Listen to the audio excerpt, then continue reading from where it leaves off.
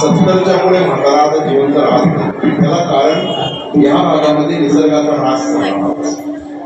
तुमच्या गावाकडे 90, 92, 95 माणसं गावावर फिरतात, परंतु इथे 95 माणूस एक सुद्धा हिरवागार निसर्ग आपण तोडून टाकला, थंड निसर्ग तोडून टाकला आणि आपण सिमेंटचं जंगल बनवलं आणि सिमेंटच्या जंगलामध्ये राहतो. म्हणून तुमचं आमचं आयुष्य कमी झालं. रस्त्यावरनं चालणाऱ्या गाड्या, कंपन्यांचा धूर आणि या धुरामुळे तुमच्या आमच्या सगळ्यांचे जे फुफ्फुस आहेत ते निकामी झाले.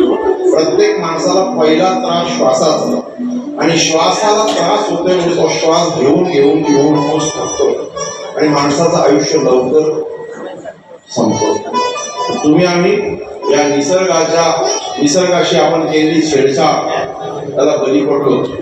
तुम्ही नुसतं वरक तांब्याचा यांचा महाराजांचा भाग सोडला तरी तुम्हाला प्रत्येक गावामध्ये 90च्या पुढचे म्हातारे आहेत. आपल्याकडे जर 75चा माणूस झाला ना, मेला 75 झाला तो गेला. परंतु निसर्गाशी करू नका, निसर्गाची पूजा करा. हे देवाने तुम्हाला आम्हाला सांगितलं, साधू संतांनी सांगितलं, पण तुम्ही आम्ही साधू संतांच्या वचनाकडे सुद्धा लक्ष दिलं नाही. वृक्षवल्ली आमचा सोयरे म्हणायचे. पशु पक्षी राहत नाही, ते फळाळे. पहिले चिमण्या गावात फिरायच्या बघा, प्रत्येकाच्या घराच्या आतमध्ये घरटे बनवायच्या चिमण्या. आता तुम्हाला चिमणी बघायला मिळत नाही, चिरी आपले बघायला मिळत नाही. कावले बिचारे आता फिरतात, त्यांना माहिती आहे मेल्यानंतर माणूस आपली सोय होते, म्हणून कावले तेवढे टिकले. बगळे आपल्या मंडळात तिथे व्हायचे, बगळे पण निघून गेले, कारण त्यांना माहिती आहे इथे राहण्यासारखं वातावरण राहिलं नाही म्हणून ते निघून गेले. पक्ष्यांना माहिती आहे कुठं राहावं, पक्षी राहत नाही, पक्षी निघून जातात. परंतु माणसाला मजबुरीने का होईना माणूस राहत. आता आपल्याकडे पाहुणे आलेत, तर ते पुणे जिल्ह्याचं वैभव आहे खरं म्हणजे, पण ते ठाणे जिल्ह्याचा आज वैभव म्हणून आपल्याकडे वावरत आहे. हरिभक्त परायण गोरक्षनाथ महाराज दैव, त्यांच्या 2 मुली सुद्धा बरोबर आहे. एक MBBS ला ऍडमिशन आता या वर्षी झालेलं आहे. तिला आम्ही या कथेच्या माध्यमातून तिचं अभिनंदन करतो आणि पुढच्या वाटचालीसाठी तिला आम्ही हार्दिक शुभेच्छा देतो.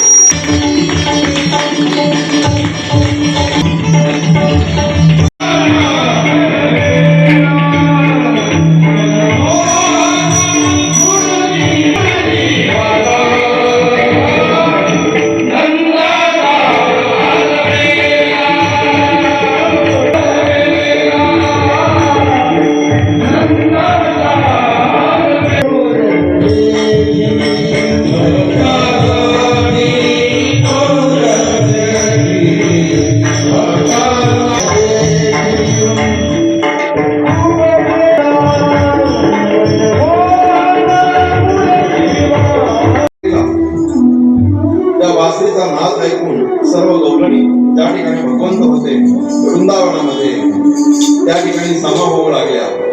कोणी दूध तापवत होत्या, कोणी लापशी करत होत्या, कोणी स्वयंपाक करत होत्या, कोणी गायीची धार काढत होत्या, कोणी आपल्या लहान लेकरांना स्तनपान करत होत्या,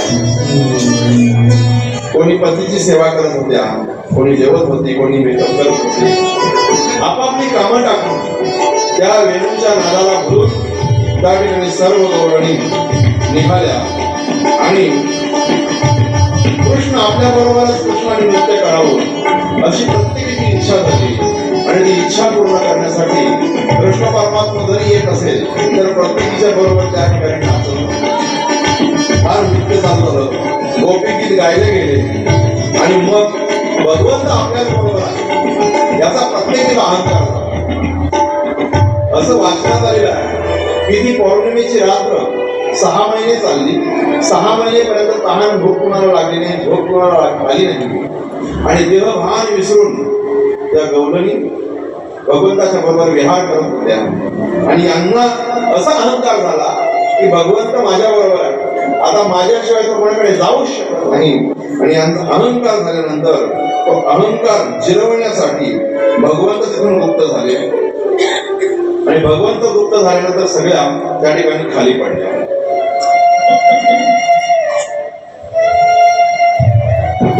आम्ही सेवा टाकून आलो, पण भगवंत आम्हाला टाकून गेला. सगळ्यांना विरहाचं दुःख झालं. भगवंताचा विरह सगळ्या करू लागले. हे देवा, तुझ्यासाठी मी पतीची सेवा सोडून आलो आणि तू कुठे गेला? हा भगवंताचा विरह. त्या ठिकाणी त्या विरहाने गवलनी सगळ्या रडला. थोडे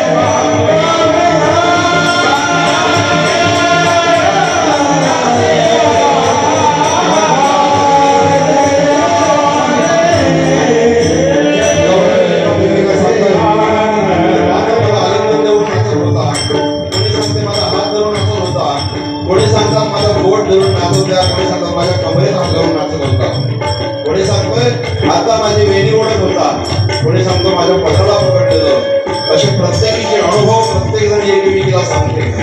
त्यावेळेला एकामेकीचे अनुभव सांगत असताना गवळणीला कळालं की परमात्मा माझ्या एकटीच्या बरोबर नव्हता, परमात्मा सगळ्यांच्याच बरोबर होता आणि परमात्मा सगळ्यांच्या बरोबर असतो. आणि त्या भगवंताच्या विरहाने त्या वेड्या झाल्या. अशी रासक्रीडा झाली. आणि नंतर अहंकार मात्र निरसन झालं की अहंकार कोणी करू नये हे त्यांना समजलं. परमात्मा आज आपल्या बरोबर आहे तर उद्या आपल्या बरोबर कशी यायची होती नाही. आणि अशा पद्धतीने मी रासक्रीडा मुद्दाम लवकर संपवली. मला कारण आहेत, पुढे सुद्धा आख्यान आहेत. आणि आज देवाचा लग्न आहे त्याच्यामुळे थोडा वेळ जाणार आहे. रासक्रीडा लवकरच संपवू आपण. त्याच्यानंतर गोपी गीतं झाली, विरह गीतं झाली. गवळणी आपापल्या घरी निघून गेल्या. ही बातमी कंसाला तिकडे मथुरेमध्ये समजते. कंस अजून तलमंत.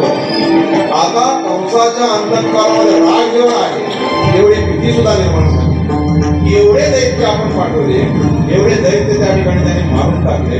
इंद्राचा कोप झाला. त्या इंद्राच्या कोपाला सुद्धा गोकुलवासी सामोरा गेले आणि इंद्राच्या कोपाला सुद्धा न जुमानता इंद्र त्या ठिकाणी शांत झाला. याचा अर्थ विष्णू गोकुलामध्ये जन्माला आलेला तो कोणाच्या घरी? नंदाच्या घरी जन्माला आलेला आहे. म्हणजे लोक खोटं बोलतात, आता देव पण खोटं बोलायला लागले. कारण आकाशवाणीने सांगितलेलं होतं की तुला मारणारा हा देवकीच्या पोटी जन्माला येणार आहे. परंतु देवकीच्या पोटी तर माया उपजलेली, मायेने जन्म घेतला आणि भगवंत मला घाबरून तरुण गोकुलात जाऊन जन्माला आला. मग काय करायचं म्हणून त्यांनी सुदर्शन नावाचा आणि शंखचूड नावाचा दैत्य गोकुलामध्ये पाठवला. परंतु त्यांचाही उद्धार भगवंताने केला. हे सगळे जेवढे राक्षस आलेले होते ते सगळे उद्धारासाठी जन्माला आलेले होते भगवंताच्या हातून मृत्यू पावण्यासाठी, आणि सगळ्यांचा उद्धार झाला. सगळ्यांचा उद्धार झाल्यानंतर आता वैराने मारत नाही, म्हणून याला प्रेमाने आपण बोलावं या ठिकाणी तसा निश्चय केला त्याने. त्याच्यानंतर प्रेमाने बोलवण्याच्या अगोदर एक अरिष्टासूर नावाचा दैत्य होता. त्या अरिष्टासूर नावाच्या दैत्याने बैलाचा वेश धारण करून गोकुळात आला, आणि बैलाच्या वेशात आल्यानंतर तो सगळ्या लहान लहान मुलांना मारू लागला. भगवंताने विचार केला एवढे दैत्य मारले पण अजूनपर्यंत हा याची सवय टाकत नाही. मग त्यावेळेला पुन्हा भगवंताने अरिष्टासुराला सुद्धा मारून अरिष्टासुराचा वध केला. अरिष्टासुराचा वध केल्यानंतर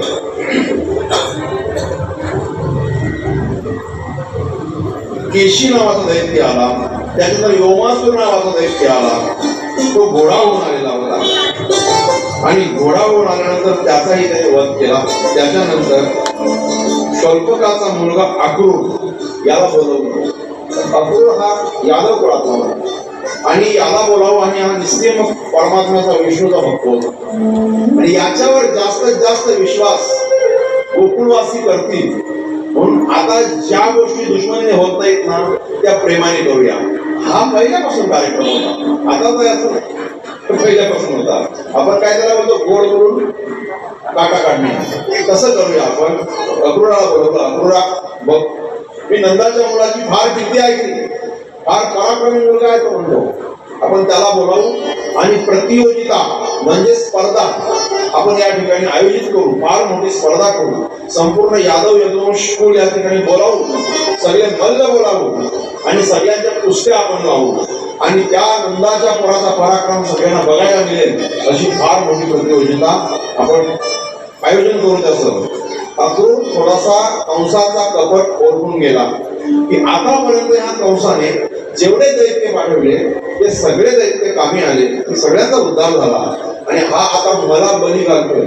परत ऐकायचं नाही तर याचा आपण सेवक आहोत, हा मारून टाकेल, आपण जाऊया असा निश्चय त्या ठिकाणी अक्रूराने केला. आणि अक्रूर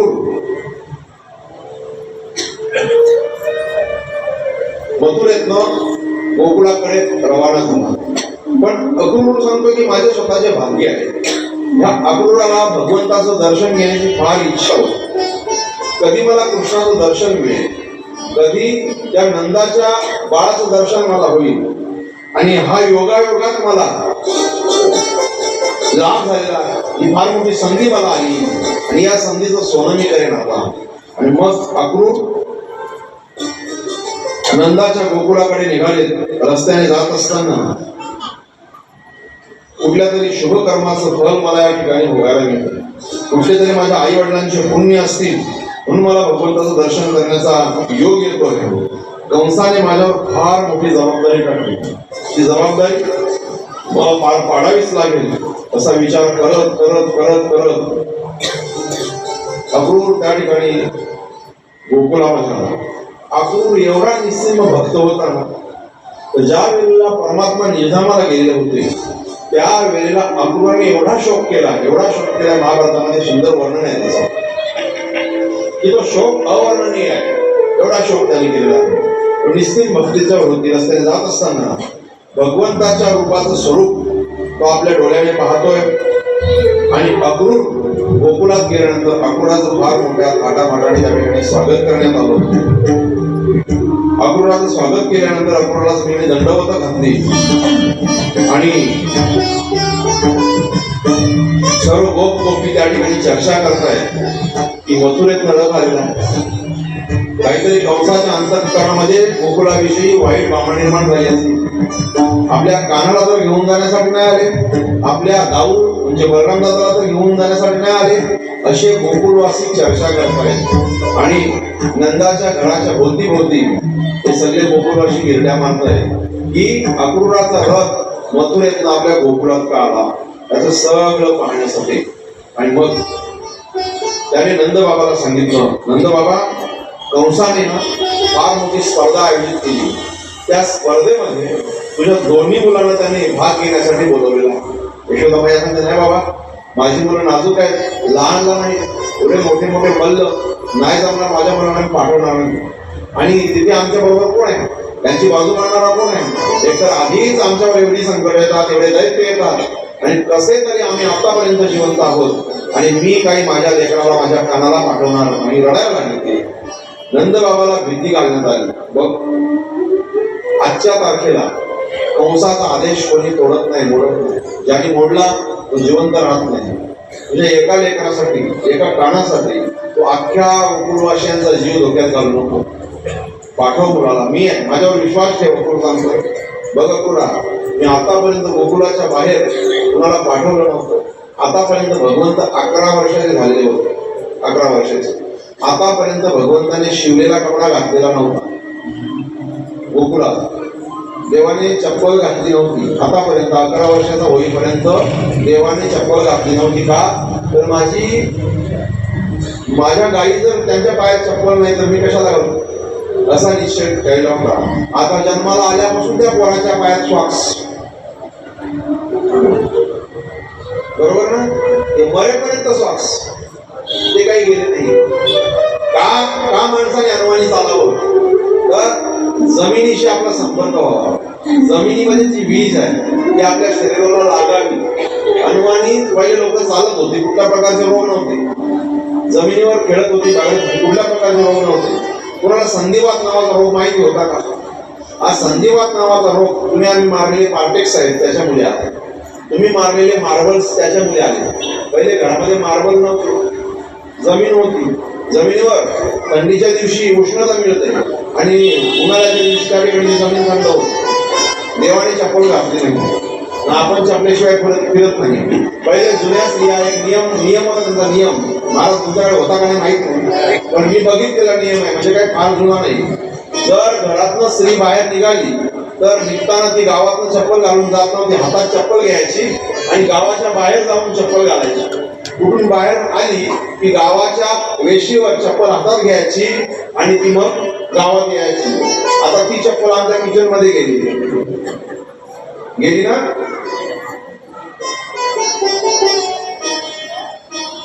गेली का नाही अजून? आपल्या गावातून गेली ना, जाऊ दे, जरा घरात गेली, ठीक आहे. कारण का प्रत्येकाला त्रास होऊ लागला, जाऊ दे, गेली तर गेलं, काय करणार, म्हणून चप्पल घातली नव्हती. भगवंत 11 वर्ष झाले आणि भगवंताने सगळं ओळखलं आहे. अक्रूर कशासाठी आलेला आहे. अक्रूर जरी कंसाची कल्पना अक्रूरला नसेल की कंसाच्या मनात काय आहे, बोलवण्याचं कारण आहे हेतू, पण मला मात्र कळायला आणि याला फार मोठी हौस. चलेंगे मथुरा देखने को चलेंगे, फार जण आनंद झाला. जाऊ आम्ही चलो हा, म्हणजे बलराम दादा तुम्ही चला. पण सगळे गोकुळवासी त्या ठिकाणी नाराज झाले. काहीतरी अघटित घटना घडणार आहे याचे संकेत त्या ठिकाणी गोकुळवासियांना होऊ लागले. आणि मग काही दिवसानंतर 2-3 दिवस थांबले त्या ठिकाणी अक्रूर. आणि अक्रूर थांबल्यानंतर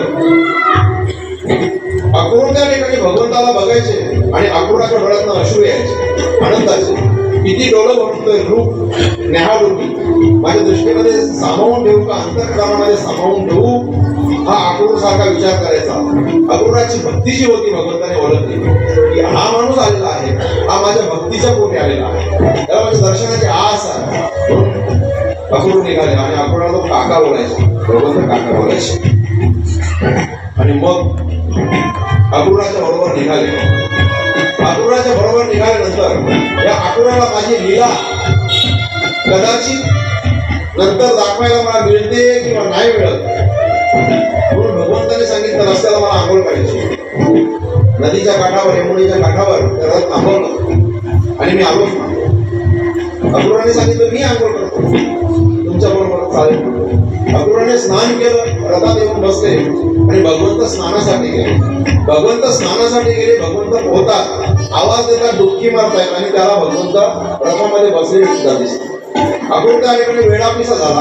आता इथे बसलाय, डुबकी कोणी मारली, डुबकी बघायला गेला तिकडे तर भगवंत रथात नाही, पाण्यात दिसतात. पाण्यातून इकडे आला धावत रथाकडे की भगवंत रथात बसलेले दिसतात. त्यावेळेला अक्रूराने साष्टांग दंडवत केले. भगवंताच्या पायाखालची माती घेतली बघ आणि अक्रूराने आपल्या कपाळाला लावली. भगवंता धन्य झालो, याच तुमच्या रूपासाठी मी अखंडित तुमचं रूप माझं न्याहाळलं होतं. आपण बोलतो ना, यादसाठी केला होता अट्टास, शेवटचा दिस गोड व्हावा. शेवटचा दिस गोड व्हावा म्हणजे काय? जोपर्यंत परमात्म्याचं दर्शन होत नाही तोपर्यंत. ठीक आहे. आणि मग ते रथ मथुरेमध्ये गेलो. मथुरेची सगळी लोक उत्सुक होती या कानाला पाहण्यासाठी की ज्याने आपल्या मथुरेत तेवढे दैत्य मारले, तो मुलगा नंदाचा काना कोण आहे? आज आपण डोळे भरून पाहू. त्याच्या येण्याचा मार्ग निश्चित झालेला होता, त्याच्या थांबण्याचा मार्ग ठिकाण निश्चित झालेला होता. त्याला कुठं अडवायचं, कुठं त्याला मारायचं, या सगळ्या पेटेची कंसाने अगोदरच लावून ठेवलेल्या होत्या. आणि त्याचं त्या मथुरेमध्ये आगमन झाल्यानंतर लगेच त्या ठिकाणी युवती चाललेली होती. ती युवती कुबडी होती आणि त्या कुबड्या युवतीला भगवंत सांगता, हे सुंदरी कुठे निघाली? पहिली वेळ आयुष्यामध्ये तिला कोणतरी सुंदरी बोलणारा माणूस. ती लक्ष देत नव्हती की आपल्याला सुंदर असली काठी वाकत चाललेली होती. पाठीमागचं तुवड बाहेर निघालेलं होतं. आठी बाजूने ते शरीर वाकडे तिकडे झालेलं होतं. आणि मग हे सुंदरी मी तुझे काय राहावं, कुठेतरी मागे वरून बघितलं. आणि त्या ठिकाणी मागे वरून बघितल्यानंतर तू कोण आहेस विचारलं. म्हणजे मी पूजा आहे, मला पूजा नावाने ओळखतात.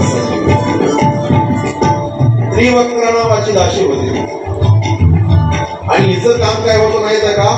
उठणं बनवायचं आणि कंसाच्या अंगाला उठणं लावायचं. हा तिचं काम होतं. म्हणजे एका दासीचं काम होतं. आणि आतापर्यंत मला सगळ्यांनी ज्यांनी कोणी हाका मारल्या त्या अवहेलनेने मारल्या, मला अपमान करणाऱ्याच हाका मारल्या. वाकडी कोणी बोलला, कोणी लंगडी बोलला, कोणी कुबडी बोलला, कोणी कुबजा बोलला. पण प्रथम कोणीतरी चांगलं बोलणारा मला भेटला आणि कुबजा त्या ठिकाणी अश्रू टाकते, रडते कुबजा. तू काय काम करतो? म्हणतो मी कंसाच्या अंगाला उठणं लावण्याचं काम माझं करतो. दासी आहे मी कंसाची. अंगराग नावाचं उठणं ती वापरायची. कुठलं? अंगराग नावाचं उठणं वापरायची. पहिले लोक साबण लावत नव्हते. पहिले लोक अशी जडीबुटी आणि उठणं लावायची, माती लावायची शरीराला. म्हणून पहिले लोकांना स्किनचे प्रॉब्लेम नव्हते. पहिले शॅम्पूज नव्हते, म्हणून म्हातारे होईपर्यंत केस पिकत नव्हते. पहिले कोलगेट नव्हते, म्हणून म्हातारे होईपर्यंत दात पडत नव्हते. पहिले घरात टीव्ही नव्हती, म्हणून चष्मा लागत नव्हता. पहिले एअरफोन नव्हते, म्हणून म्हातारा होईपर्यंत माणूस बहिरा होत नव्हता.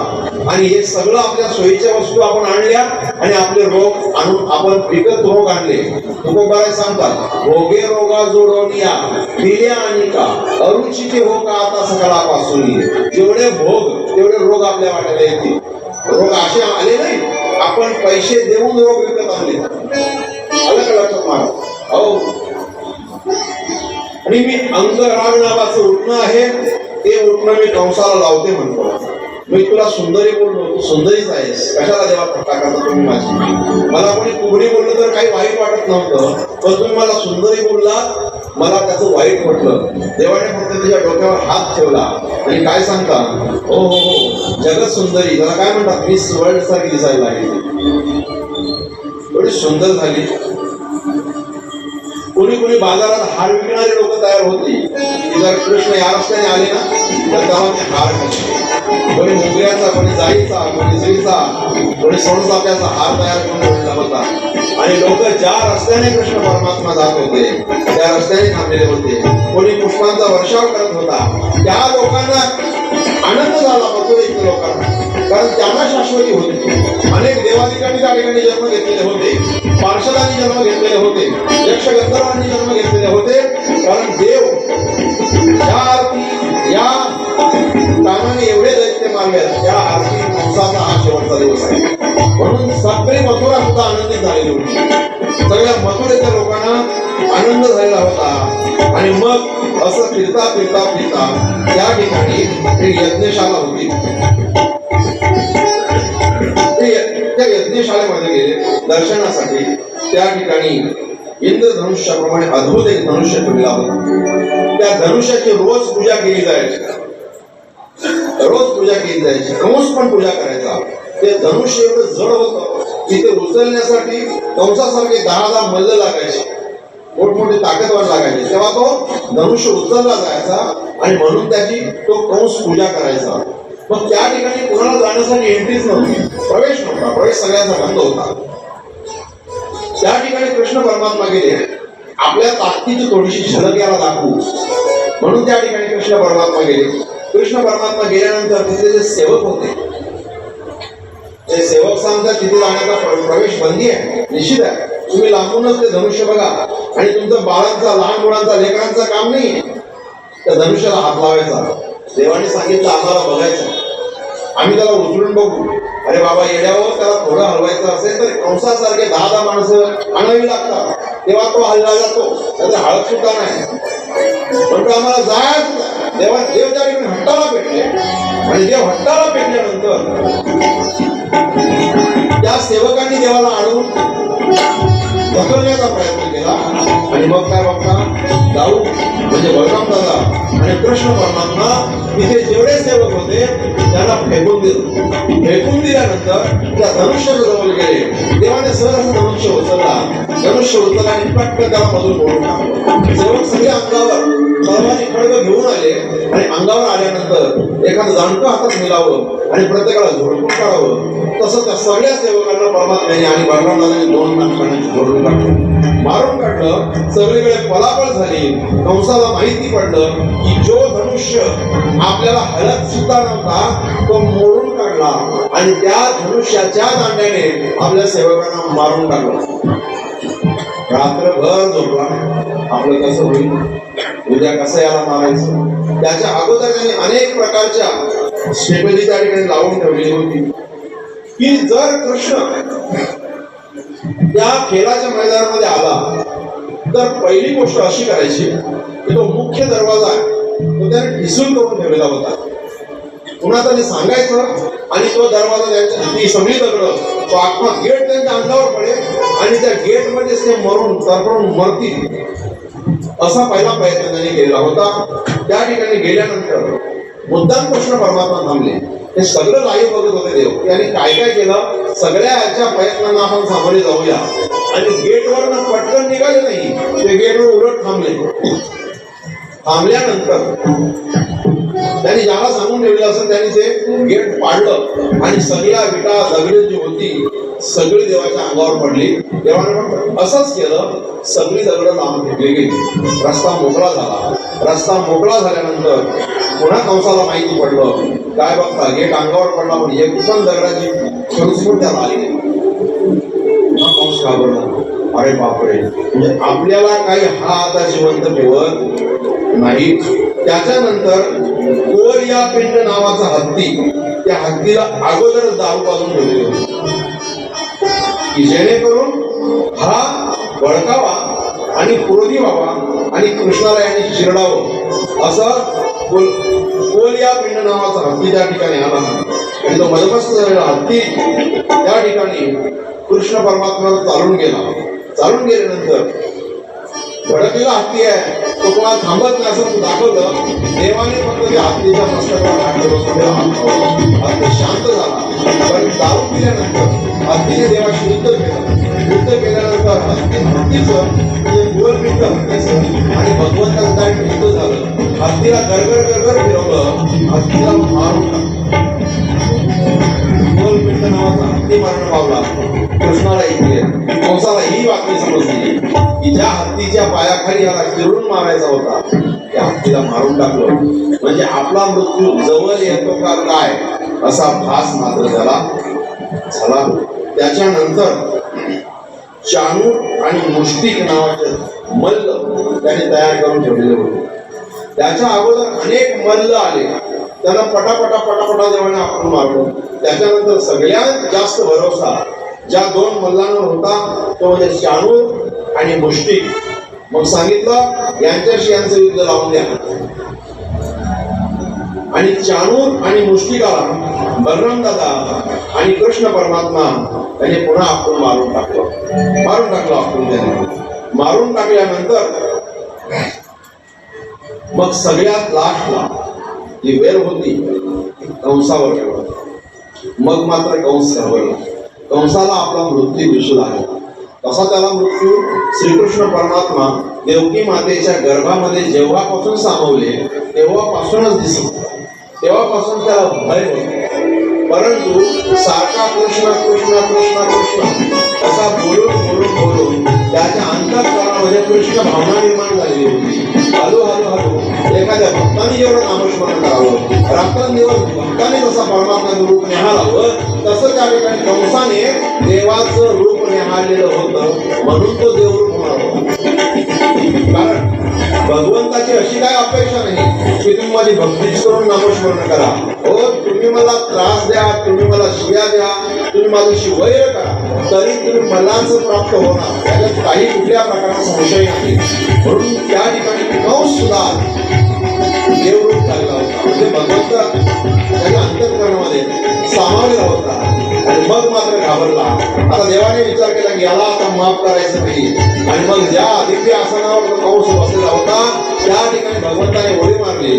त्या ठिकाणी कंसाचं भगवंताचं अतिशय जोरात मल्लयुद्ध चालू झालं. आणि त्या मल्लयुद्धामध्ये कंसाच्या छातीवर बसून कंसाचा वध करण्यात आला. आणि कंस त्या ठिकाणी निश्चित झाला. ज्या महत्वाच्या कार्यासाठी भगवंताने अवतार धारण केला होता ते कार्य पूर्ण झालं. त्या कंसाचा वध झाल्यानंतर श्रीकृष्ण परमात्म्याचा जय जयकार झाला.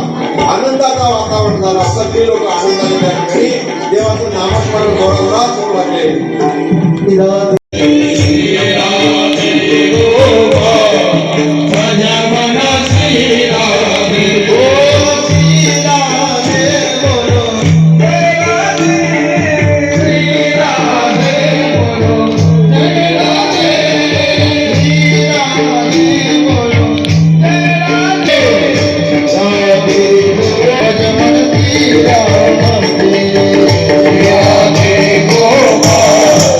Jai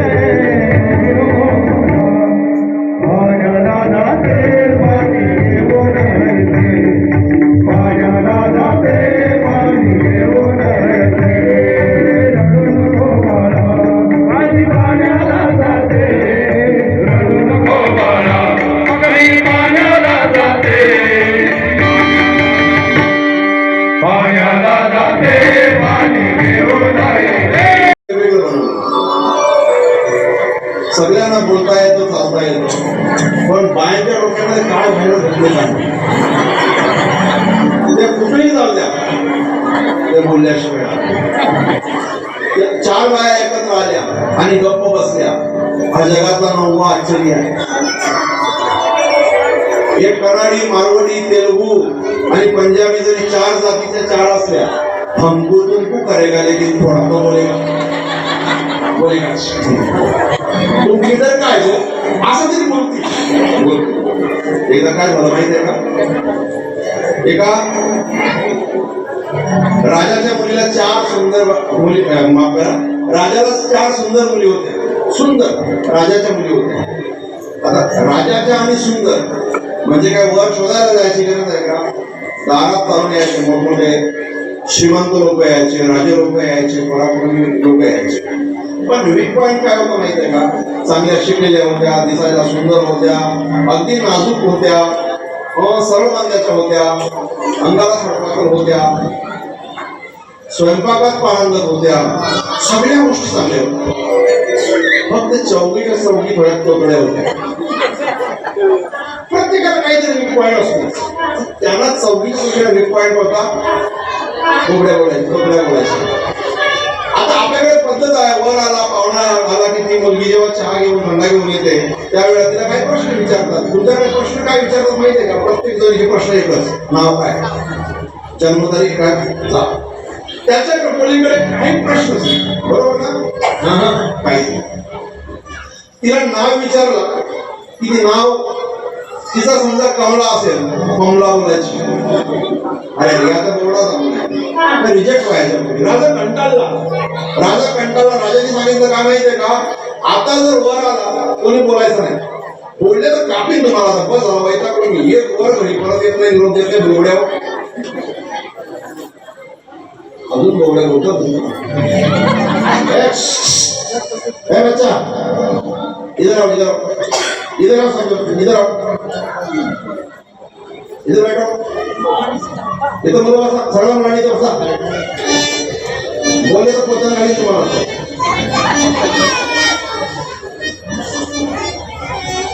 दूर देशाचा वर आला, दूर देशाचा, लांबचा वर आला. त्याला माहित नाही राजाच्या मुली बोबडे.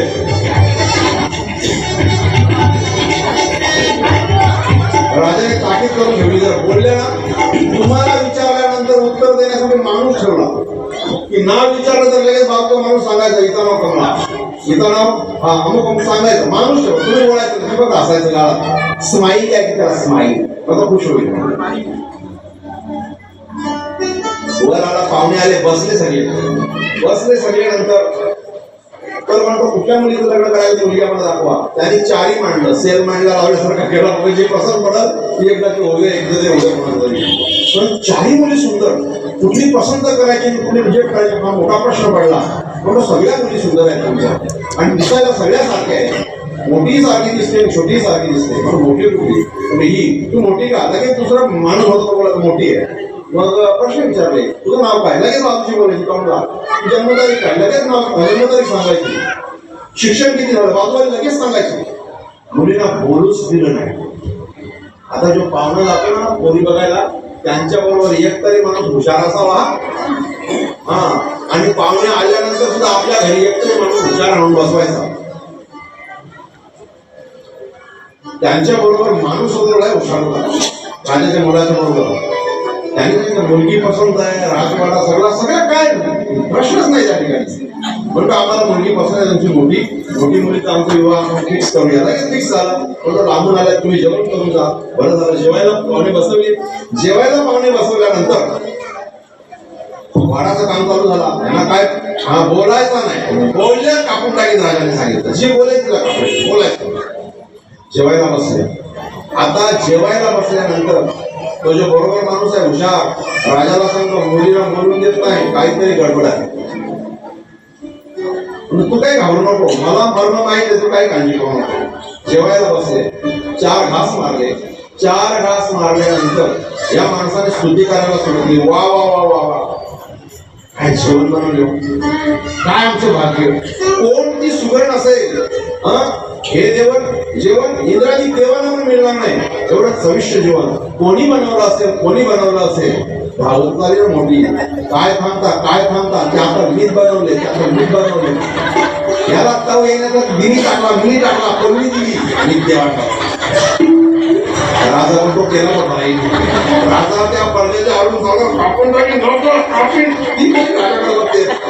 शाबास बेटा शाबास काय सुगरण आहेस तू काय सुगरण आहेस तो सांगतो बोबडी आहे सुगरण नाही तो त्याला चिंता घेतो तू गप्पस आता रिकट लागेल सगळ्यांना तू गप्पस खाली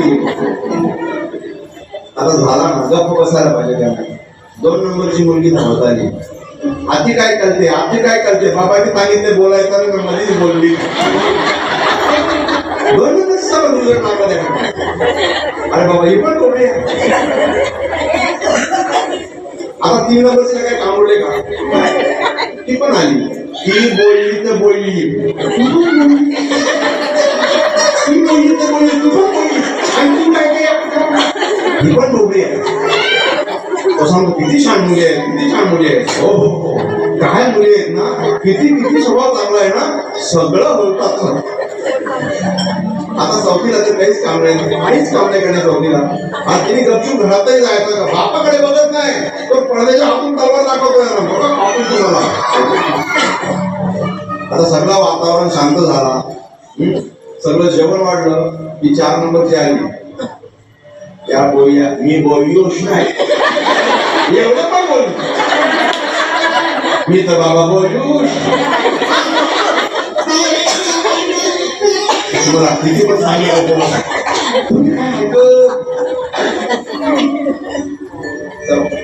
असा स्वभाव असतो बोलल्याशिवाय पुढे कंसाचा उद्धार केल्यानंतर भगवान कृष्ण परमात्मा आणि बलराम दादा यांचं उपनयन हे उपनयन 8व्या वर्षी करतात पण यांना थांबवलं काही काम बाकी होती ना थांबवलं आणि 11 वर्षानंतर उपनयन झालं दोघांना सुद्धा गुरुकुलामध्ये शिक्षण घेण्यासाठी पाठवलं त्याच्यानंतर उद्धव वज्रगमन झालं उद्धव आले त्या ठिकाणी उद्धव गोपींचा संवाद झाला उद्धवाला का पाठवलं फार मोठा इतिहास आहे की भक्ती काय असते ती दाखवण्यासाठी उद्धवाला तिथे पाठवलं की माझ्या विरहामध्ये गोपिका काय अवस्थेमध्ये आहे जा बघायला मग माझ्या विरहाचं तुला सगळं हे कळेल म्हणून जा म्हणून उद्धवाचं तिकडे वज्रगमन झालं उद्धव गोपींचा संवाद झाला अतिशय भ्रमणगीत त्या ठिकाणी सुंदर झाली भगवंताचे उपजा आणि अपूर्णाला घरी पाठवलं भगवंताने त्याच्यानंतर द्वादशी संधी चालू झाल्यानंतर मग भगवंताने त्या ठिकाणी द्वारकाही बनवली द्वारका बनवल्यानंतर जरासंधाने 23 वेळा स्वारी केली आणि 23 अक्षयणी सैन्य घेऊन पण प्रत्येक वेळा भगवंत द्वारकेने त्याला परत पाठवायचा त्याच्यानंतर कालयवन नावाचा दैत्य त्याची मुक्ती केली मुंजपंदासाची मुक्तता केली आणि एवढं झाल्यानंतर बलराम दादा भगवंत त्या ठिकाणी द्वारकेमध्ये आले द्वारकेला आल्यानंतर बलराम दादाचा विवाह अगोदर सांगितल्याप्रमाणे अनर्थ देशाचा राजा श्रीमान रैवत नावाचा राजा त्याची रेवती नावाची मुलगी या रैवत नावाच्या राजाच्या मुलीशी म्हणजे रेवतीशी त्या ठिकाणी बलरामाचा विवाह झाला बलरामाचा विवाह झाल्यानंतर परीक्षिती आणि शुक भगवान यांचा संवाद आहे त्या ठिकाणी आलेले होते जरासंध आलेला होता शालू आलेला होता यांना सगळ्यांना पराभूत करून आणि रुक्मिणीला कसं हरण केलं म्हणजे कशी पडून नेली ही कथा मला सांगा आणि मग त्याने कथा सांगायला सुरुवात केली विदर्भामध्ये भीमक नावाचा एक राजा होता भीमक नावाचा राजा त्याला रुक्मरथ रुक्मबाहू रुक्मकेश रुक्ममाली आणि रुक्मी असे 5 मुलं आणि अतिशय लाडाची त्याची मुलगी रुक्मिणी ही होती आणि ह्या रुक्मिणीचा विवाह करावा असं त्याच्या मनामध्ये आलं की आपण चांगला वर शोधावा परंतु त्याला वर शोधावा तर कुठे शोधावा त्याच्या नजरेमध्ये एकच वर होता तो म्हणजे कृष्ण भगवान कृष्णाची या अगोदर बरीच लग्न झालेली होती एक भगवंतावर लावलेला कलंक तो असा की त्याला 16,108 बायका होत्या. आता देवाचं आयुष्य सगळं होतं 1,200 वर्ष. किती? 1,200 वर्ष. 1,200 वर्षामध्ये देवाने 16,108 लग्न कधी केली? एक लग्नाला पोरगा काढले तर आपण एकदा बघायला गेलो नाही. तर 16,000 लग्न कशी करायची? म्हणजे लग्न करायला कमी कमी प्रोसिजर तर लागते ना.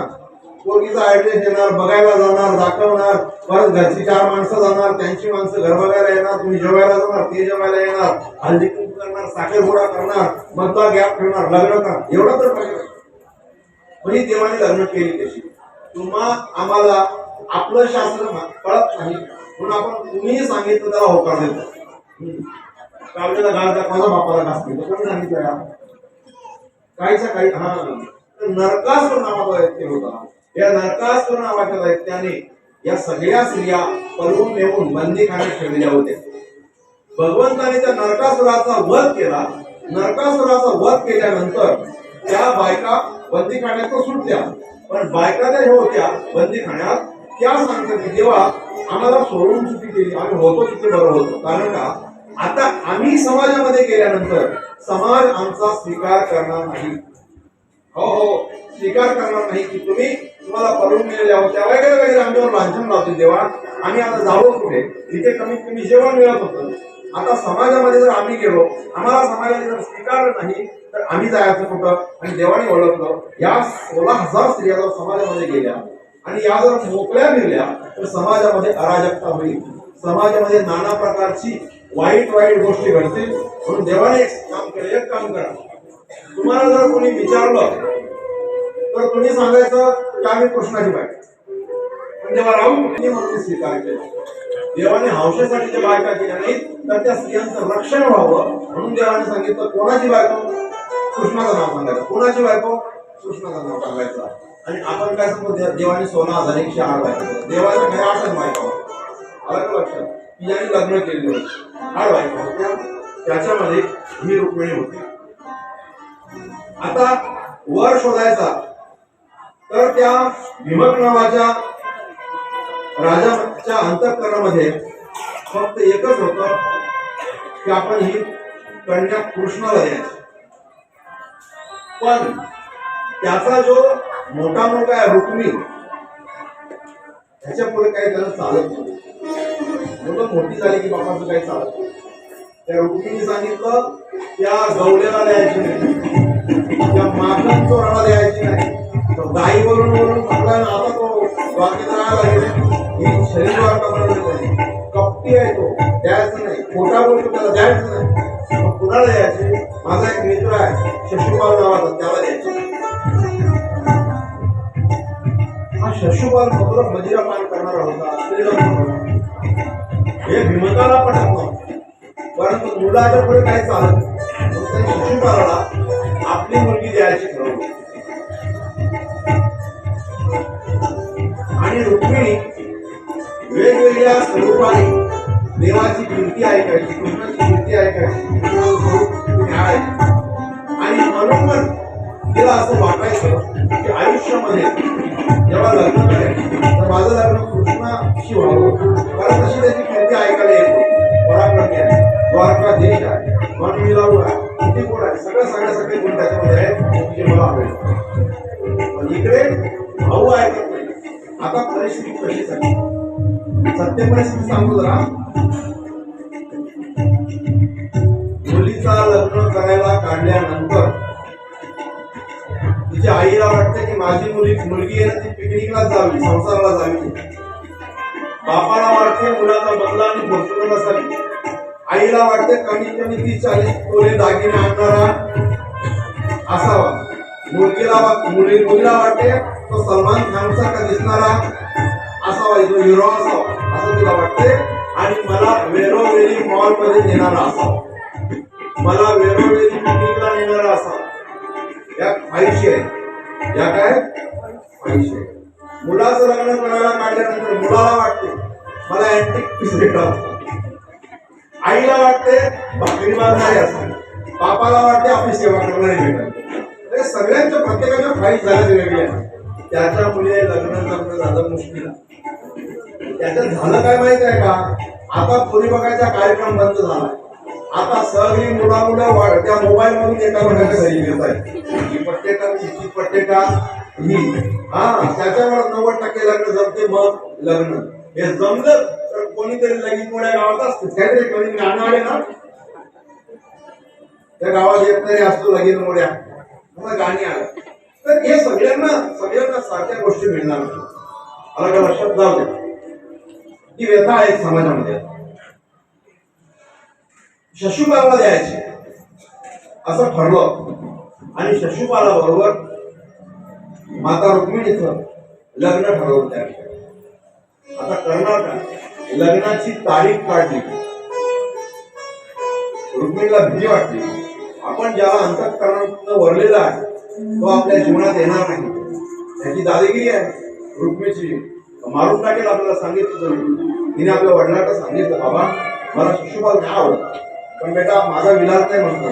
त्यांनी दिली तर काय विलास आता, तो रुक्मिणी आहे, तो गादीवर बसलाय, मारून टाकेल मला पण. तू हो बोल, चालेल चालेल बोलली. त्याच्यानंतर लग्नाची तारीख ठरली. लग्नाची तारीख ठरल्यानंतर सदावर्त नावाचा ब्राह्मण अतिशय निकटवर्ती रुक्मिणी मातेचा, त्याला बोलवलं आणि त्या सदावर्त नावाच्या ब्राह्मणाच्या जवळ माता रुक्मिणीने एक पत्र लिहिलं. त्या पत्रामध्ये देवाची सुंदर सुंदर स्तुती केली. फक्त 7च श्लोकांचं ते पत्र होतं. त्रैलोक्यामध्ये सुंदर असणारा माझा परमात्मा, तुमच्या एवढा सुंदर कोणीच नाही. तुम्ही मला वरावं अशी माझी इच्छा आहे. हे त्रिगुण सुंदर आहे. एखाद्याच्या कानामार्फत मी आपले गुण त्याच्या हृदयात प्रवेश करून त्याचा त्रिविध ताप दूर करतात, तसेच ते आपले रूप माझ्या डोळ्यासमोर आहे. माझा स्वीकार करा हे अच्युता. कुठल्या प्रकारचा संकोच सोडून माझ्या चित्ताने आपल्या ठिकाणी प्रवेश केला आहे. मुकुंदा हे पुरुषोत्तमा, गुण, शील, स्वभाव, सौंदर्य, विद्या, वय, द्रव्य अशा कोणत्याही बाबतीत अद्वितीय असलेल्या व सर्वांचे मन मोहविणाऱ्या आपल्याला कोणती कुलवती धैर्यशील श्रेष्ठ कन्या विवाहाखाली पती म्हणून वरणार नाही. मी तुम्हाला मनोमन वरलेलो आहे. माझा स्वीकार करा. माझं लग्न कुठल्या दिवशी झालं ते नोंद केलं. लग्नाच्या 1 दिवस अगोदर का होईना ये आणि मला हरण करून घेऊन जा. जर तसं शक्य झालं नाही तर अजून एक काम करा. गावाच्या बाहेर अंबिकेचं मंदिर आहे, मी अंबिकेच्या मंदिरात येतो, तिथून माझं हरण करा, मला घेऊन जा. असं पत्र दिलं.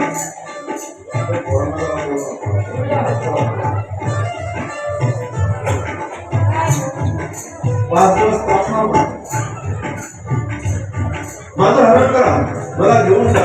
मदन धर्म सदावर्त नावाचा ब्राह्मण त्या ठिकाणी द्वारकेत गेल्यानंतर ब्राह्मणावर प्रेम असणारे माझे परमात्मा त्या ठिकाणी मला भेटण्यासाठी कोणीतरी विदर्भ देशाचा ब्राह्मण आलेला स्वतः वगैरे त्याच्या स्वागतासाठी केले.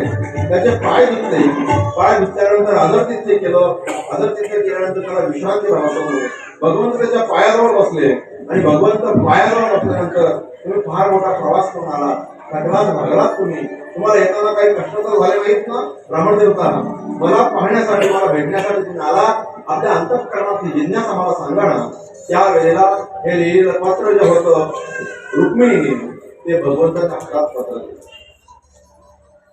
भगवंताच्या हातामध्ये पत्र दिल्यानंतर भगवंताने ते पत्र वाचलं. भगवंताने पत्र वाचल्यानंतर चालेल म्हणून म्हटले, दुसऱ्या दिवशी आपण निघूया. आणि आपला रथ अक्रूराला सांगितलं, अक्रूर हा देवाचा सारथी होता आणि त्या रथात सदावर्त नावाचा ब्राह्मण भगवंत निघाले. भगवंत आणि ब्राह्मण निघाल्यानंतर हे गेले कुठे हे बलरामाला माहिती पडलं. बलरामाने विचारले की कृष्ण कुठे गेला. म्हणतो कुणीतरी विदर्भ देशातनं एक ब्राह्मण आलेला होता, त्यांनी काहीतरी एक पत्र आणलेलं होतं. त्या पत्राला काय म्हणतात बरं? त्या पत्राला काय म्हणतात? गेला ना आता चिठ्ठ्या पाठवायचा लव्ह लेटर म्हणतात ना.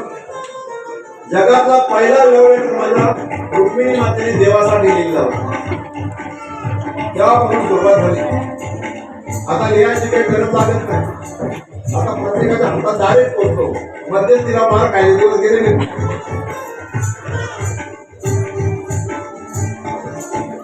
ठीक आहे,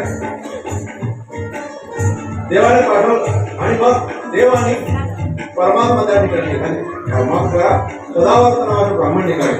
वायूच्या वेगाने 4 घोड्याचा रथ घेऊन भगवंत निघाले. बलराम दादाला माहिती पडलं. याचा अर्थ असा आहे की भगवंत पुढे गेले विदर्भात गेले. विमत राजाच्या मुलीचं स्वयंवर आहे. त्या स्वयंवरात याला आमंत्रण पाठवलं नव्हतं. हा गेला, हा तिथे भांडणं करेल म्हणून संपूर्ण त्या ठिकाणी सेना घेऊन बलराम दादा पाठीमागे गेले. आणि तिथे पोहोचल्यानंतर त्या हिमक राजाला फार आनंद झाला की माझी मुलगी त्याला देऊ नाही केली, पण माझ्या मुलीला कमीत कमी आशीर्वाद द्यायला तरी आला. त्याला काय माहिती, आशीर्वाद द्यायला घेऊन आला. त्याच्यानंतर स्वयंवर त्या ठिकाणी ठरलेलं होतं. तू मार कोणाला घालायची, शशुपाला घालायची. शशुपाला त्या ठिकाणी हळद लावून तयार होता की आता रुक्मिणी आपली झाली. कारण साक्षात माता लक्ष्मीचा अवतार आहे. रुक्मिणी मातेचा साक्षात लक्ष्मीचा अवतार आहे. आणि मग त्या ठिकाणी शुभ महाराज म्हणतात त्या विवाह मुहूर्ताला जाऊन कृष्ण परमात्मा पोहोचले. त्या ठिकाणी शैब्य, सुग्रीव, मेघपुष्प आणि बलाहक नावाचे हे 4 घोडे त्यांचा रथ आहे. रथ घेऊन त्या ठिकाणी पोहोचले कौंडिण्यपुराला. त्या ठिकाणी नगराचा अतिशय सुशोभित नगराला केलं होतं. नगराचे राजमार्ग चौक सगळे झाडून साफ केले होते. सडा समर्जन केलं होता. रांगोळ्या रेखाटलेल्या होत्या. ध्वज पताके उभे केले होते. तेथील स्त्री पुरुष सगळे हातामध्ये पुष्पमाला घेऊन पहिल्यांदा स्वागतासाठी उभे होते. सगळे ब्राह्मण देव विधीपूर्वक पूजन करण्यास पुण्य वाचन करत होते. अशा ठिकाणी भगवंत लग्न मंडपामध्ये पोहोचले. लग्न मंडपामध्ये पोहोचल्यानंतर त्या ठिकाणी श्रेष्ठ ब्राह्मणांनी साम, ऋग, यजुर्वेदातील मंत्रांचा घोष चालू केला. रक्षण कवच चालू केली. अथर्ववेदाच्या ऋचा चालू केल्या. विद्वान ब्राह्मण त्या ठिकाणी ऋचा म्हणत होते. शास्त्र जाणणारा राजाने सोने, चांदी, वस्त्र, हीर, अतुल आणि गाई प्राण्यांना दान देण्यास सुरुवात केली. प्रत्येक विभागामध्ये हा दानधर्म राहायलाच पाहिजे. त्याप्रमाणे चेदी नरेश दमघोषाने सुद्धा आपला पुत्र शशुपाल त्याला त्या ठिकाणी आणलं.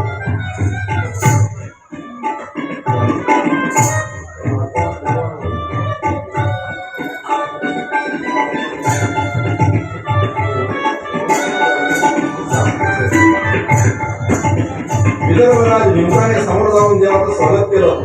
प्रथेनुसार देवाची पूजा केली आणि निश्चित केलेल्या जागेवर देवाला विश्रांतीसाठी पाठवलं. शशुपालाचे शाल्व, जरासंध, दंतवक्र, विदुर, औंड्रक हे हजारो मित्र त्या ठिकाणी भगवंताची थट्टा करू लागले. त्याला आमंत्रण नाही, आला कसा? हे सगळे देवाचे शत्रूच होते. ते थट्टा करतायत. आणि मग शत्रू पक्षाच्या राजांच्या या तयारीची माहिती भगवान बलरामांना मिळाली की कृष्णाबद्दल काहीतरी षडयंत्र रचलं जातं. आणि मग तिकडे रुक्मिणी सुंदरी तिला माहिती पडलं की तशी कोमलतेचं फुल असावं आणि ते प्रफुल्लित व्हावं अशी रुक्मिणी त्या ठिकाणी प्रफुल्लित झाली. ज्या ते कृष्ण परमात्मा या ठिकाणी आलाय त्या मी 100% माझं हरण करणार, या नरांना पराभूत करणार आणि मला इथून वाचवणार, सोडवणार, माझ्या अंतःकरणाचा उभारणार असं म्हणायला मिळेल. म्हणून ती आनंदित झाली त्या ठिकाणी.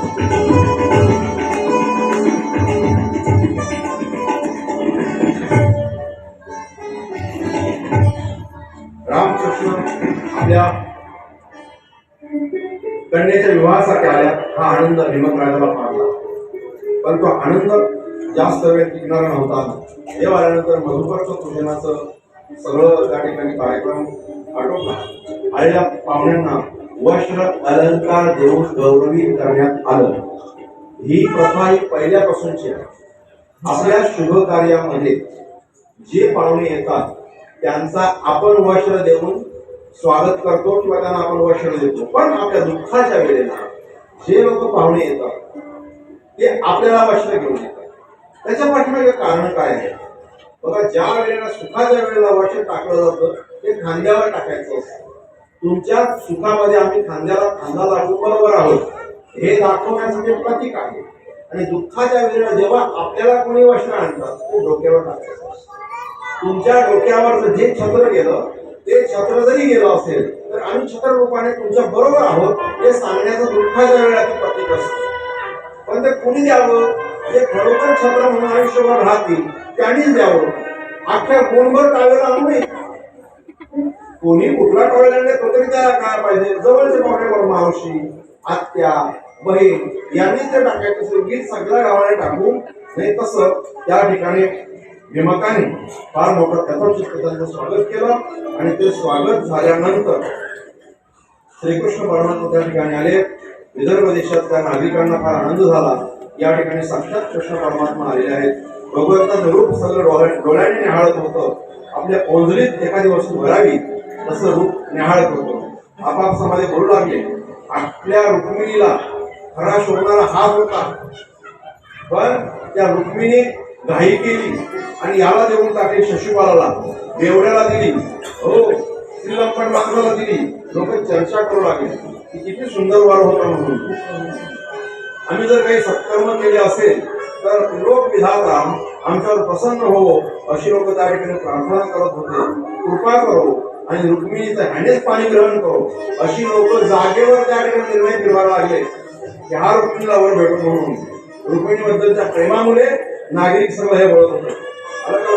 हे रुक्मिणीचं प्रेम की आपल्या रुक्मिणीला असा विधाता भेटो. सगळ्यांनी त्या ठिकाणी मौन धारण केलं. पुष्कळच्या ब्राह्मण पत्न्या त्या ठिकाणी आल्या. चंदनाचे सडे घातले, गवई गात होते, वाजंत्री वाजत होते. आठ त्या ठिकाणी वधूवरांची स्तुती करत होते. आणि देवीच्या मंदिराजवळ रुक्मिणी त्या ठिकाणी पोहोचली. कशासाठी? देवीची पूजा करायला. सुभद्रे सुद्धा हरण केला अर्जुनाने, ते सुद्धा देवीची पूजा करायला. हल्लीच्या दिवशी नवरी सकाळी देवीच्या देवळात पाय पडायला जाते ना, हो तशी देवीच्या देवळात पाय पडायला गेली. कोण? रुक्मिणी. रुक्मिणी देवीच्या देवळात पाय पडायला गेली. ते भगवंत जाऊन पाहिले आणि तिने आतापर्यंत कसा कृष्ण बघितला फक्त लोकांनी वर्णन केला होता. लोकांनी वर्णन केलेलं होतं तेवढ्यातच तिने त्याच्याशी प्रेम केलं होतं. म्हणजे किती शुद्ध प्रेम असेल ते. न बघता प्रेम केलं होतं. कसं नरदमयंतीचं होतं तसं प्रेम होतं. आणि मग देवाला बघितलं. देवाला बघितल्यानंतर की हाच माझा कृष्ण आहे. स्मित हास्य झालं. देवाने फक्त खुणावलं. देवाने खुणवल्याबरोबर रुक्मिणी येऊन देवाच्या रथात बसली. देवाने लगेच घोड्याला हट म्हटलं आणि घोडा निघाला. रुक्मिणीला पळवून कृष्ण परमात्मा. ही बातमी रुक्मिणीपर्यंत गेली. ही बातमी राजा भीमकापर्यंत गेली. भीमकाला आनंद झाला. रुक्मिणी मात्र संपला. जेवढे शिशुपालाच्या बरोबर हजारो दुश्मन होते सगळे देवाच्या पाठीमागे लागले. एका एकाचा वध देव करत होते. एका एकाचा देव वध करत होते. शिशुपालाचा नाना प्रकारचा अपमान केला. शिशुपालाला सांगितलं तुझ्या अजून 100 अपराध भरले नाही, तुला मारणार नाही. पण दुसरे जे आले त्यांचा वध करत करत करत भगवंत निघाले. तोपर्यंत बलराम दादा पुढे येऊन थांबले होते. बलराम दादाला बघितलं. कृष्ण परमात्म्याला आनंद झाला. दादा आणि माझ्या नारायणची सेनेसह या ठिकाणी उपस्थित आहेत. त्याच ठिकाणी थांबले. भीमकाची जेवढं सैन्य आलं सगळं परतावून लावलं. सगळ्यात शेवटी भीमक आला. मग रुक्मी आला आणि रुक्मीचं आणि परमात्म्याचं घनघोर युद्ध झालं. त्या युद्धामध्ये रुक्मीला ठार मारणार तोपर्यंत रुक्मिणीला अंतःकरणामध्ये बंधू प्रेम जागृत झालं. रुक्मिणी धावत आली. परमात्म्याला आडवी झाली. स्वामी माझा भाऊ आहे, नका मारू त्याला. हा रुक्मिणी शपथ घेऊन आलेला होता. एकतर मी कृष्णाला मारेन तरच मी ह्या माझ्या राज्यात येईन, नाही तर राज्यात येणार नाही अशी शपथ घातली. त्यांनी घेऊन आलेला होता. दयावया केली की माझ्या भावाला वाचवा, भाऊ नाही वध करू नका त्याचा. चुकला आहे, चुकी झाली, क्षमा करा माझ्यासाठी, माझ्याकडे बघा. मग देवाने त्या रुक्मिणीला सोडलं. पण याने सगळे 8 शस्त्र मोडून काढले होते. रुक्मीचे केस काढली. रुक्मीचा अपमान केला. रुक्मीला सोडून दिलं. रुक्मी सांगतो मला मार तरी, नाहीतर माझी बहीण मला परत दे. त्यांनी बहीण पण परत भेटणार नाही आणि तुला मारणार सुद्धा नाही. हा तू असाच केला होता. तुझा फक्त प्राण मी रक्षण केलं प्राणाचं, तुला वाचवलं तर एकमेव कारण ही रुक्मिणीमध्ये आली म्हणून. अजूनपर्यंत रुक्मिणीचं आणि देवाचं लग्न झालेलं नाही. पण बलराम दादा आणि त्या ठिकाणी भगवंत रुक्मिणीला घेऊन द्वारकेमध्ये आले आणि द्वारकेमध्ये अगोदर मंडप सजवलेला होता. नवदेवाला काळा आता असते असते लग्नाचा वेळ झालेला. वाजंत्री वाजवा, आईने बंद करा, उद्या घेऊन पाठवून काढण्याच्या दिवशी कुणाला नवरदेवाबरोबर यायचं असेल तिकडनं तर नवरदेवाबरोबर या. कुणाला नवरीच्या पक्षात राहायचं असेल तर नवरीच्या पक्षात राहा. आनंद होतो.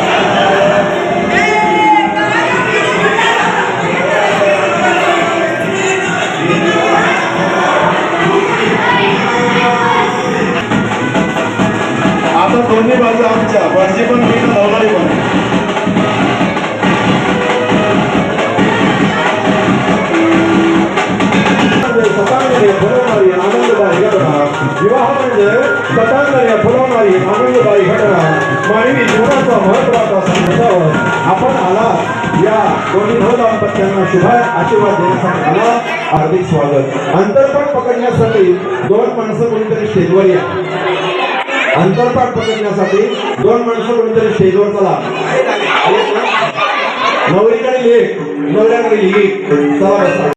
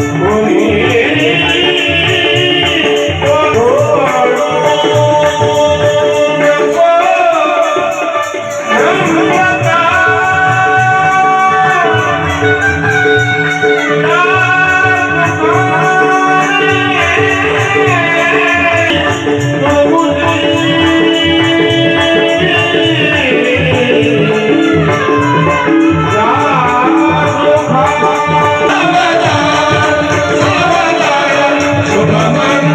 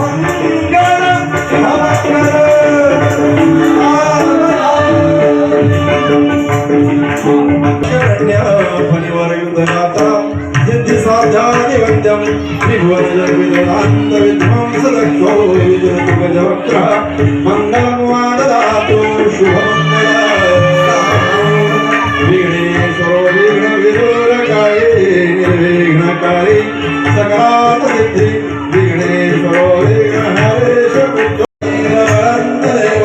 लक्ष्मी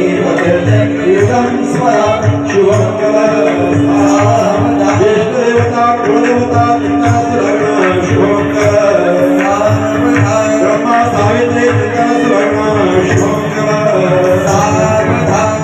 लक्ष्मी नारायण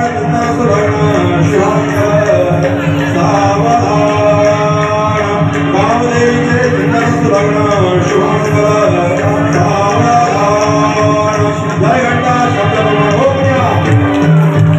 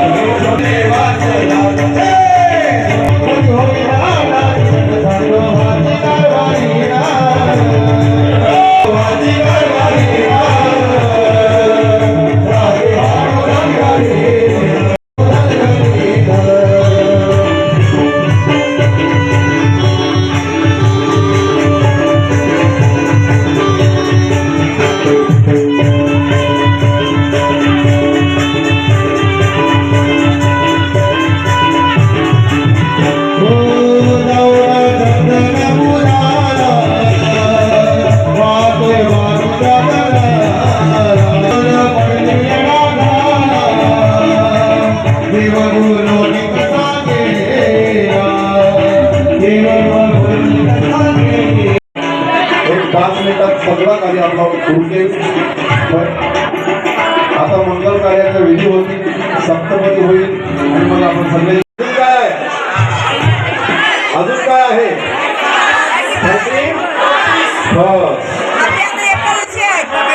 शांत बसा महाराज एक मिनिट जरा चांगलं वातावरण द्या दोन महत्वाच्या गोष्टी तुम्हाला सांगायच्या आहेत आपल्या हिंदू धर्मामध्ये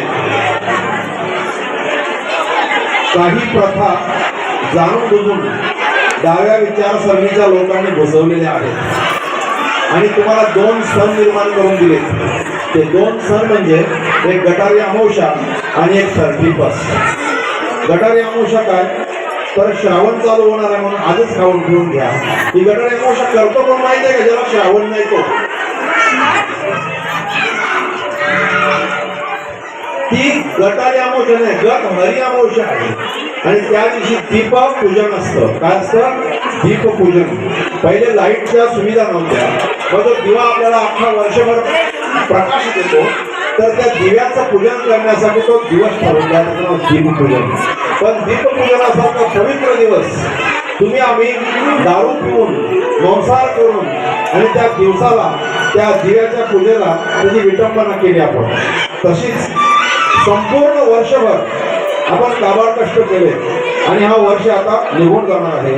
तर या वर्षाला निरोप देताना तुम्ही आम्ही सात्विक पद्धतीने निरोप द्यावा, की जेणेकरून येणारं वर्ष आपल्याला सुखाचं समृद्धीचं येऊ.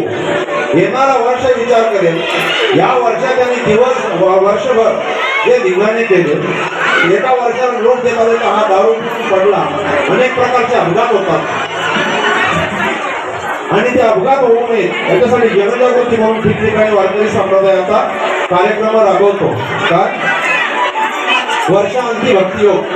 हा वर्षांती भक्तियोग पुढच्या वर्षी कथा होवो न होवो, परंतु वर्षांती भक्तियोग हा 31ला जाणून बुजून करायचा, की जेणेकरून आपल्या समाजामध्ये जी प्रथा लावली की 31 आला म्हणजे दारू प्यायची, धिंगाणे करायचे, रात्रभर इकडे तिकडे फिरायचा, हा समीकरण झालेला आहे. आणि येणाऱ्या पिढीला हा समीकरण दाखवायचं नाही, खोडून काढायचा आणि म्हणून करायचं. आता याचे धिंगाणे करतो कोण?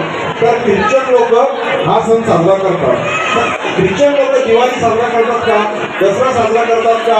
आपल्या गणपतीची पूजा करतात का? ते आपल्या सणांना ते लोक बहिष्कार घातल्यासारखे आपल्यावर बहिष्कार घालतात आणि आपल्याशी वर्तन करतात. ते लोक कधीच तुम्हाला दिवाळीची शुभेच्छा देणार नाही, कधीच तुमच्या गणपतीच्या दर्शनाला येणार नाही, कधीच तुमच्या दसऱ्याला ते शुभेच्छा देणार नाही, कुठल्याच सणाला तुम्हाला ते शुभेच्छा देणार नाही. परंतु त्यांच्या सणाला आपण धिंगाणे घालतो, त्यांचे सण मोठ्या उत्साहाने आपण सुद्धा साजरे करतो. काही अवलादी अशा आहेत, ते ख्रिसमसचं झाड आपल्या दारात लावतात.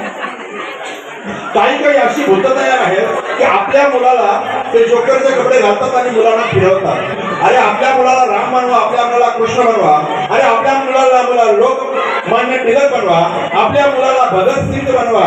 आपल्या देशामध्ये छत्रपती शिवाजी महाराजांची परंपरा आहे, शंभू राजांची परंपरा आहे, महाराणा प्रताप आपल्या देशात जन्माला आला, ती परंपरेने आपण पाहिजे आहोत. पण ही परंपरा आपण घोडून काढली आणि पाश्चात्य लोकांचे संस्कार आपल्यावर पडले आणि ती संस्कृती आपण अंगीकारली. हे कुठंतरी या समाजातलं नेस्त नाबूद करण्याचं काम आपण हाती घ्यायला पाहिजे. अरे आपल्या मुलांवर संस्कार आपल्या हिंदू धर्माचे करा, पाश्चात्य लोकांचे नको. एक कोणीतरी सांगता येतो, त्याला सांगायचा मी मंदिरात गेलो, हनुमंतराला सांगितलं, ते यशूने फेरणं चोरून घेऊन गेलेला होता आणि हनुमंतरा गेला, ते यशूला मार मार मारून तुला फेरणं आणून दिला.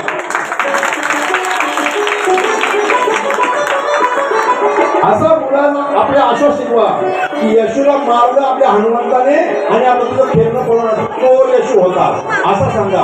संतान आहे, अहो ही शांताची परंपरा नाही, ही संतांची परंपरा आहे.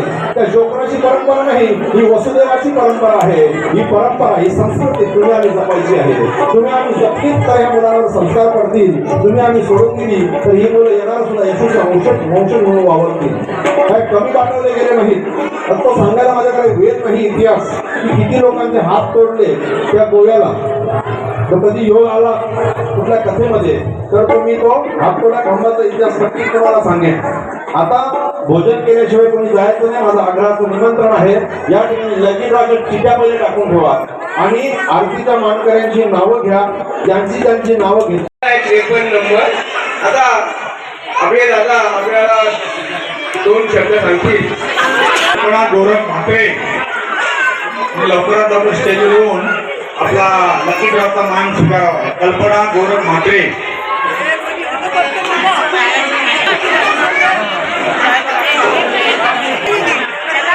पंढरी पाटील. केतन कबीर म्हात्रे किंवा मिथुन कबीर म्हात्रे अशा भोजनासाठी भाकरी आलेली आहे. प्रियांका परेड गुलाबजाम. प्रियांका त्याच्यामध्ये वाचत असेल शिवाजी महाराज वगैरे वगैरे वगैरे. परंतु या भागवत कथेमध्ये या पृथ्वीची निर्मिती कशी झाली, अनेक जन्म कसे नसले, कुठल्या राजे कसे आले, याचं अत्यंत डीप म्हणजे याला खोल असे वर्णन या भागवत कथेमधलं आपल्याला ऐकायला मिळते. हे तुमचं आमचं देखील भाग्य आहे आणि हे केवळ आपल्या अजित महाराजांच्या कृपेने तुम्हाला ऐकायला मिळते. परत एकदा मी अजित गणेश महाराजांना सर्व ग्रामस्थांच्या वतीने धन्यवाद देतो.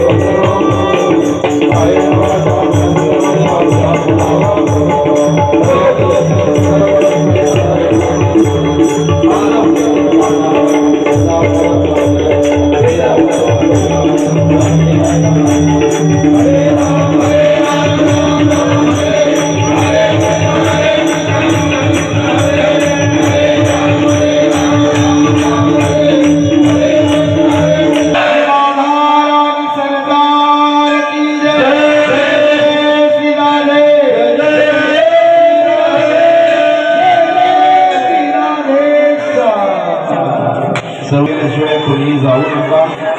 प्रथम पाहुणे मंडळींना भोजन करू द्या. आपण गावकरी मंडळींनी त्यांना सहकार्य करूया. भरपूर भोजन आहे संपणार